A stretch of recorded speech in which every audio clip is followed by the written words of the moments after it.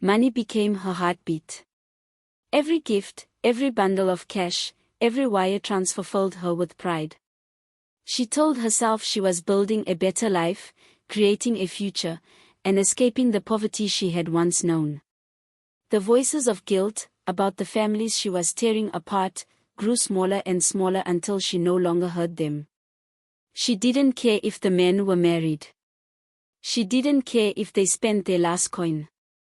She didn't care about their tears, their begging, their ruined homes. Divine cared only about herself, her new lifestyle, and the shining beads that seemed to promise her the world.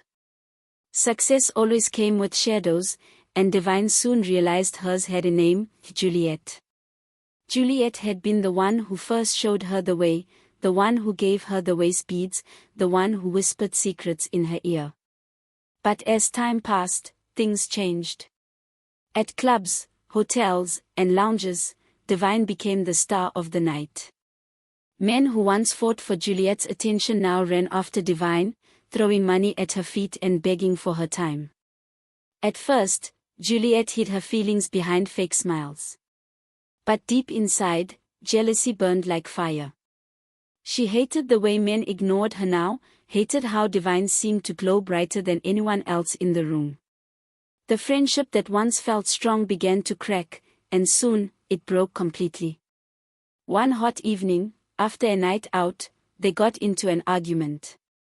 At first, it was small, just a disagreement over money. But words turned into shouts, and shouts turned into a scene.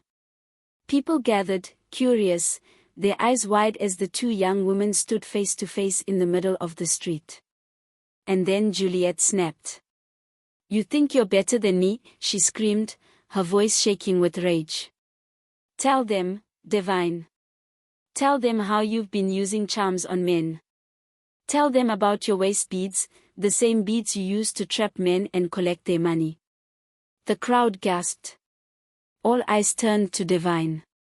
Some people murmured, others pointed. Shock and judgment filled the air.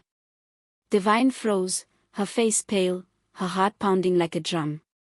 She had never felt so exposed, so betrayed. Tears burned her eyes as Juliet's words cut through her soul like knives. Her trembling hand went to her waist. She pulled at the beads, the glittering charms that had been both her power and her prison. With one sharp tug, she ripped them off.